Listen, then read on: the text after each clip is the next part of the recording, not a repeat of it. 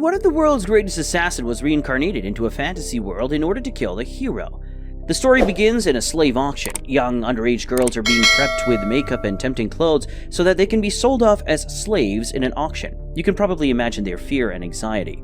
A girl keeps shedding tears and keeps messing up her hair. It's too much to take. When a 13-year blonde girl is sent off to the stage, as item number 6, the auctioneer talks about her height, weight, and general health. He then tells them to start the bidding at 3 million, 4 million, 5 million. The bid goes up to 7.5 million when a woman observing the entire thing from above rants about how cheap all of the clients are being. Her butler tells her that it's alright because they've already exceeded the cost of acquiring the girls. But what did they do to get these girls? Well, they burnt and plundered villages, that's it. Now, the girl who was crying before is still crying in the makeup room. She wants to leave and see her mother. An energetic girl with silver hair reassures her and reveals that it's now her turn. She happens to be the main product of the day. As item number 7, she is a 14-year-old girl. They have named her Elvan. The moment she enters the stage, she instantly stands out. The auctioneer tells everyone to start the bidding at 10 million, and they all immediately start raising their hands with bids. Everyone wants this girl as their slave. As for the girl herself, well, she turns out to be an undercover agent. She uses magic to free herself from the handcuffs and then starts shooting all the nobles present in that hall. You can tell no one saw this coming because they were all too shocked to react. When some of them try to run away, they are just casually shot right there and then. Back in the makeup room, there is another girl who starts killing off the staff members. It does get a bit difficult when the guards arrive because the guards happen to be magic users, so they send a signal. Outside, we see a young girl and a boy observing the mansion from a distance. Their names are Maha and Luke, and the ones who were sent undercover inside are named Dia and Tarte. All 4 of them are a team working together to free the girls and burn the slave trading business to the ground. Soon the boy operating the sniper rifles locates the lady in charge of the business. He shoots her, but before we can see the bullet pierce through her body, the story takes us to the past. Wait, not just the past, it takes us to the protagonist's past life. He's an old man who snipes down 6 mafia men and tells his rookie assistant that they are going to leave. The mission has been completed. His assistant, who is a young girl, argues that they should kill all of them. After all, they will never get an opportunity better than this to get rid of the mafia. The old man reminds her that they are not the sword of justice. They are just the tools of the organization. If the organization wanted them to kill all the mafia members, they would have said so. They didn't, which means they have something else in mind. It's time for them to leave, but before they can get into the car and drive away, he spots a drone. Bad news. He tells her to hurry up and get into the car. They have to improvise on the fly because guards are coming, and unless they can get away, they're dead. Conveniently, he plans a situation where they jump off the car right before it is blown to smithereens by the drone and the guards. The rookie gets hurt in all of this, so he starts stopping her bleeding. They are in the middle of nowhere, and their plan is to stay low until the morning.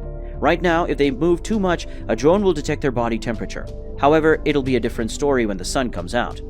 Alright, so we have an old man and a young girl lying on the ground all alone.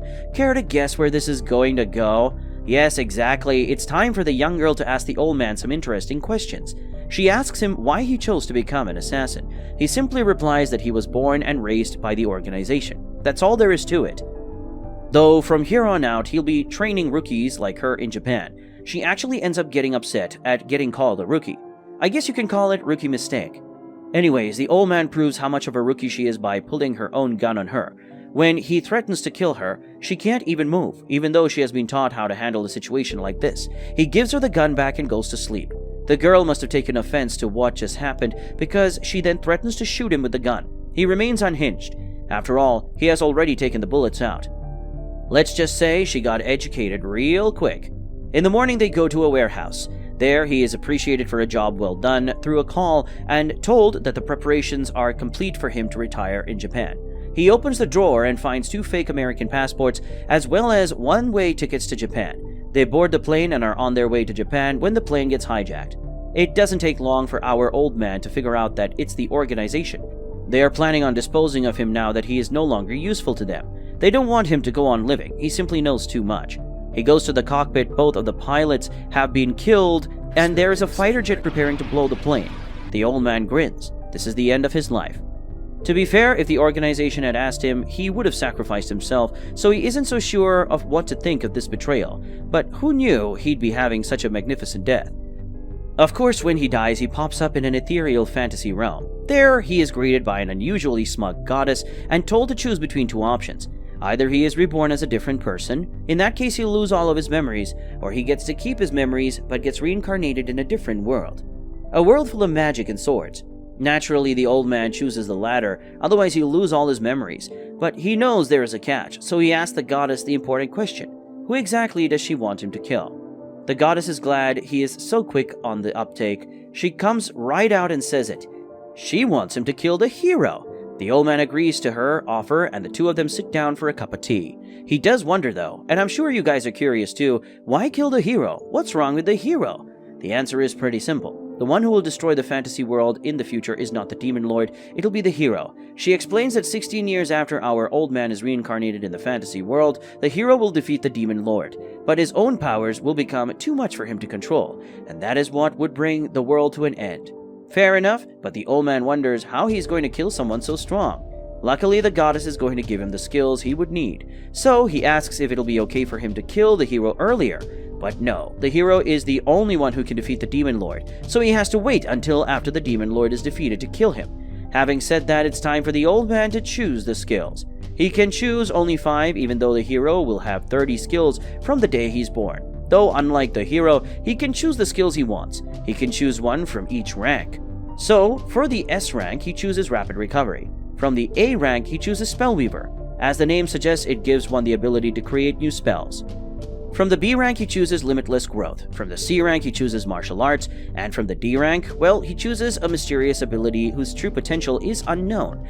As for the magic attribute, he chooses Total Affinity. This gives him the ability to use all basic elements. Their growth would be stunted though, which is fair because unlike him, most people can only use one element. Anyway, after choosing his picks, it's time for the old man to be reborn in the fantasy world.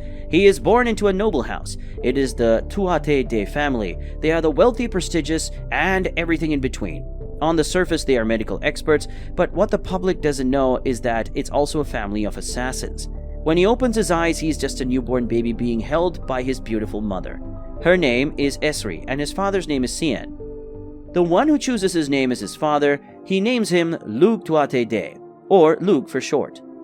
Fast forward to 7 years after his reincarnation, we see Lugh hunting in the woods. He hunts some rabbits and starts cooking them on his own. His mother starts pouting because she wants to cook for him, but looks like he doesn't trust her cooking would be nutritious enough, so he just cooks himself. Later, his father examines his body and reveals that it's finally time for him to receive their family's special surgery. It's a surgery performed on one's eyes that gives them the ability to perceive mana. It also gives them good night vision. Kinda like the Byakugan from Naruto, if you will. He receives the surgery but has to stay blindfolded for some time to make sure everything goes smoothly. His mother feeds him food and dots on him while he's blindfolded. Soon, it's time to take off the blindfold, and let's just say that Lugh experiences an immediate improvement in his vision. Then it's time for him to meet his teacher. For some reason, his lively mother dresses him as a girl. She says that it's a custom or something like that. Lugh's magic tutor turns out to be not that much older than him. Her name is Dia Viacone, and she's also a child, though she does wonder if he is ready for magic training. His father assures her that their son is special, so of course he is ready. Alright, she demonstrates a few high-level magic spells, mostly just to impress her student, states that she'll be tutoring him for 2 weeks, and then she gives him a fire stone for the purpose of measuring his magic capacity. As it usually happens in situations like this, the stone cracks because of the sheer absurdness of Lugh's magic capacity. It's over 9,000 to say the least. The fire stone ends up exploding because Lugh's magic potency was too much for it to take. Dia panics, but Lugh's parents are proud. By the way, when the fire stone explodes, Lugh makes sure to add it to his dictionary. He may be able to use them as makeshift grenades in the future. Over the next couple of weeks, as Dia continues to tutor him, and they spend time together, even sleep in the same room, they end up becoming emotionally attached to each other. On their final night together, he gives her a titanium knife that he created by synthesizing metals. It's to show his gratitude while she gives him her personal fire stone. They bid farewell, and Dia leaves. Following this, Lugh's father takes him to a prison where he is going to kill someone. This will be the first time he'll be killing another human, or so his father thinks. The person turns out to be a woman. She cries and begs to be freed. She declares that she is innocent, but Lugh easily sees through it. He knows it's all shameless lies though, so he kills her as painlessly as possible. Moving on, he visits the local town with his parents, and while they are outside, Lugh tries to look for someone who has good magic potency. He needs someone who can be his assistant during assassinations. He finds one in the town, but it's just an old man. Though sometime later, when he's in the forest, he witnesses a little girl surrounded by a pack of wolves. He kills every single one of the wolves and prepares some food for her. Her name is Tarde. She was abandoned by her parents and now she is all on her own. Lugh asks her to be his assistant. She accepts the offer with a face full of tears and smiles. Yes guys, she's the same Tarde who helped in saving the girls from the auction, and Lugh's personal tutor Dia is the girl who went for over 10 million in the bidding wars. Back in the story, Lugh brings Tarde to his home and gets permission from his family to make her his assistant. Fast forward to a few years later, Lugh is now 12 years old. Tarde has become a fine assassin by this point. He takes her to examine her body and is pleased with what he sees. Oh wait, I don't mean that in a lewd way. He is pleased with her growth. The only problem is that she can't use any other weapon except a spear. She tries using a knife, but she comes off as too clumsy. Fair enough, he created a retractable spear for her so that she can easily hide it beneath her skirt. Lugh knows that she is going to be a great help in his mission to kill the hero. Next, he reports to his father about what he has been up to and explains that he has been observing Tarde all this time. There's no chance for her being a spy from a rival nation. His father hears him out but takes the conversation in a different direction. He declares that it's about time for him to face his dad in combat. This is to see if he is actually worthy to go and perform assassinations on his own or not. Now, you must be thinking that Lugh would easily defeat his dad thanks to his previous life and broken skill set, but not quite. His dad turns out to be a worthy opponent. Lugh keeps getting overwhelmed for the majority of the fight, but after figuring out his dad's attack patterns, he is able to gain the upper hand and win. That's it. His dad is proud. Together they start going on assassinations. They assassinate plenty of elites, using all sorts of methods, and soon it's time for Lugh to take the next step in his career as an assassin. He'll need a fake identity so as to not arouse suspicion, and to also stay close to the nobles. He adopts the identity of the barler trading family's son, and is supposed to stay with them for 2 years. Now, thanks to all the potential Lugh has shown so far, it's been decided that he'll be the one ascending as heir to the house of Tuatha Dé. Naturally, not everyone agrees, especially not Rona. He is a young man from the Branch family and he challenges Lugh to a duel, otherwise he doesn't accept a younger person being chosen over him. Sure enough, they fight, but before the fight even begins, Lugh has him in a position where he can easily kill him. It's not even close. Lugh is exponentially stronger, better, and smarter than him. When the fight is over and the winner has been decided, Rona somehow thinks that it's a good idea to attack Lugh again, but ends up getting his arm broken. Anyway, when the two of them are alone, Lugh mentions that even his own father, the current head of the family, wasn't able to defeat him. This makes Rona feel a little better about himself. Lugh forms a positive relationship with the guy, even gives him his sword as a present. For what though? Did our boy really just give this guy a sword for losing to him? Next morning, Lugh and Tarde leave their home and leave for the land of the Balor trading family. Before beginning their new lives, Lugh changes his hairstyle and general appearance. His name is also Ilig Balor. Though before we continue with the story, it's time to talk about Maha. She was the third girl who helped Lugh free the girls from the slave auction. We see young Maha working as a tour guide to help her friends survive. They are all orphans, so they have to rely on each other. Sadly, when it starts raining, their source of income comes to a pause. To make matters worse, some bandits pull up to their place. Maha uses her magic to create a diversion so that her friends can escape, but it's not enough. All of them end up getting caught and taken to a shady orphanage.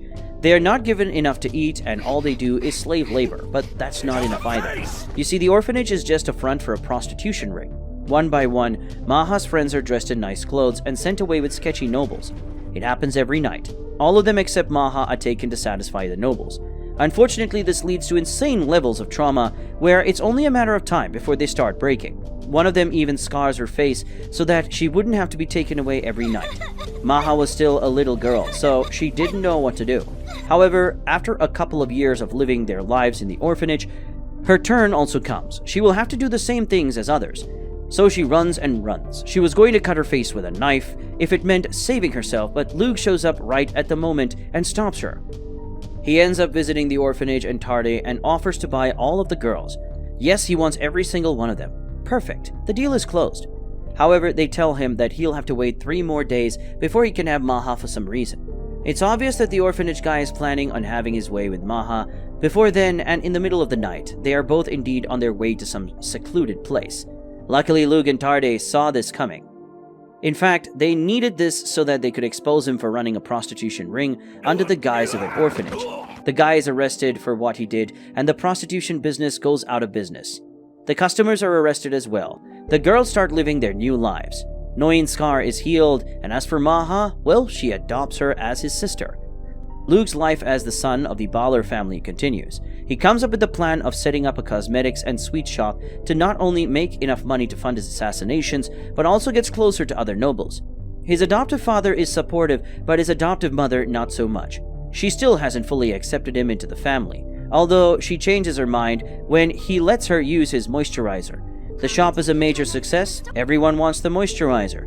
There's also lotions and sweets. It's obvious that Lugh has an edge over other shops. Businesses keep blooming, and Maha's friends are hired as shop attendants. Lugh is cautious about assassins sent from other businesses, though. Tuatha captures one of them, and the two then torture him until he reveals something important. But the man was a tough nut to crack. He didn't reveal anything useful. When the business stabilizes, Lugh visits its tutor Dia and studies magic with her in the mansion. The two of them spend the entire day together. There is definitely some romantic tension, but even more so when he is with Maha and Tuatha. Now that our boy has reached puberty, he notices that he came in his pants while sleeping with the girls. Boy gets embarrassed and starts explaining how it's a natural biological phenomenon, but Tuatha tells him to let her take care of it from now on. Maha also teases him about it. She says that she can be both his sister and his lover. I don't know what to think of this, guys. She's supposed to be his adopted sister after all. During the day, Lugh realizes that he was successfully integrated into the elite society, and so it's about time for him to head back home. He gives the company to Maha, and other girls bid him farewell. And just like that, Lugh and Tuatha are on their way back home. They are attacked by a pack of wolves, but unlike 7 years ago, when Lugh protected Tuatha from getting killed, this time it's different. Tuatha easily kills them all. Though, seeing the situation, Lugh concludes that the hero will soon show up because monster attacks have become more commonplace. When they return back home, Lugh has a conversation with his father. His father is pleased with his progress, even wonders if he should leave the assassin life behind and become a merchant instead. While he himself is too old to take a different path in life, he tells his son that he is always free to choose his own path.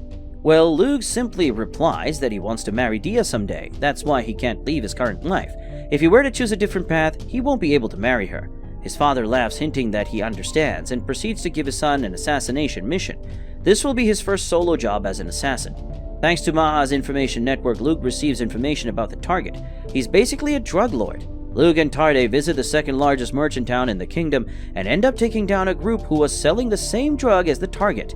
It's Vizian. And the reason they were so quick to take down the criminals is because of the harmful effects the drug had on a poor little girl's mother. So in order to get close to him, Lugh and Maha go to the party hosted by the target himself. They go as members of the Balor family. All the women flock to Lugh. They are interested in whatever new products he has come up with. The target is also pleased to see him because his wife loves Lugh's products. Having seen the man in person, he later comes with Tuatha to carry out the assassination. He's going to use his newest weapon, which just so happens to be a sniper rifle. Our boy just snipes the target from the distance using his special vision, and also makes sure to watch the wife's reaction to her husband's death. She is heartbroken. He doesn't care enough though. The target needed to die because of what he was doing to society. Lugh also makes sure to never forget this mission because it's the first assassination he has ever carried as a free man and not as someone's tool. He is no longer some organization's tool like he was in his previous life. He is a free man. Moving on, there is a short training arc where both Lugh and Tuatha spend an entire month together on a deserted island. It's basically a beach episode, guys. Too bad it only lasted a couple of minutes. Maha soon shows up to the island in a swimsuit, but she isn't here for fun. She's here to reveal that she has good news and bad news. They hear her out on the cart while heading back to the mainland. She gives him some interesting documents and explains that she has found clues about the divine treasure he asked her for. It's a magic spear, and Maha reveals that the one who owns the spear is a man named Setanta Magnus. He is a renowned man whom many consider to be the legendary hero. This is the good news. As for the bad news, Maha states there is a war going on in the Viekone region, and since Dia belongs to the Viekone family, she may also wind up getting dragged into the war. She also adds that the hero, Setanta, is part of the enemy forces. That's it. Saving Dia from the war means going up against the hero. Naturally, Lugh visits her to talk about it. She wants her to escape, but she just tells him that there's nothing to worry about. She's all smiley, so much so that there's no doubt she's just putting forth a brave face. The The two of them go on a date to the city, but for some reason Dia dyes her hair the same color as him. To end the date, Lugh cooks for her, and she's pleasantly surprised by how his cooking is even better than the food at the restaurant. Lugh leaves because it looks like there is nothing to worry about. However, when he leaves, it is revealed that all of the locals were just soldiers dressed as locals. They played along so that Dia could have a good time. She sheds tears as she heads to war. There is no way she's abandoning her homeland. Though sometime later, at Lugh's family residence, a wounded soldier appears. His parents treat his wounds, but then it is revealed that the soldier is a client who wants the Tuatha Dé family to assassinate Dia. So his father asks him if he wants to do the job instead. As you can imagine, Lugh is shocked. This might be the first time in the entire story that we have seen him actually shocked. Sure, they can just decline the job, but what is this about? What's going on with the war? Why are they meddling with another nation's affairs? His father explains what's going on. His family has lost the war, and now some nobles are after her. Her noble blood and knowledge is pretty important after all. Lugh recalls how this must be why she dyed her hair during their last date. She wanted to lay low. Yes, sending her off may stop further fighting, but the people of her homeland are too loyal to her. They have formed a rebel army to stop any forceful arrangements. This left Dia's father with just one choice: to have his own daughter assassinated so that the civil war can finally come to an end. You heard that right, guys. The real client here is Dia's father. Though he doesn't want them to actually kill her daughter, just pretends to kill her so that the current mess comes to an end. So in that way, this isn't about killing her, it's about saving her from whatever the hell is going on. Lugh states that he'll finish this job and steps out.